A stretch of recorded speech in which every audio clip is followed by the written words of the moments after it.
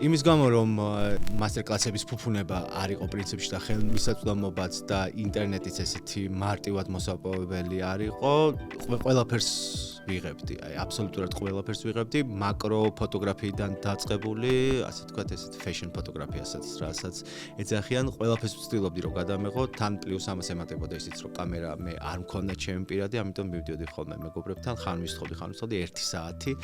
და სწორედ ეს არის მნიშვნელოვანი, აქ იწყება ალბათ ეხლა ამ გადმოსახედიდან რო უყურებ ეს ზრდის პროცესი, მცირე დროში და მცირე აპარატურით უნდა გამეკეთებინა მაქსიმუმი. ამიტომ წინასწარ გეგმავდი ხოლმე სად უნდა წავსულიყავი, გადასაღებ ადგილს ვნახულობდი ხოლმე წინასწარ და ხოლმე ამის შემდეგ მივდიოდი ხოლმე მეგობრებთან ერთად, ვინც მეხმარებოდნენ გადაღების პროცესში. ეს ზრდა და ეს ერთის მხრივ კომფორტის ზონიდან გასვლა, როგორც ყველა სფეროში, მათ შორის ფოტოგრაფიაში ძალიან მნიშვნელოვანი არის, იმიტომ რომ ძალიან ბევრ ახალ უნარებს იძენ და ეს უნარები პირველ რიგში არის მოთმინების უნარი.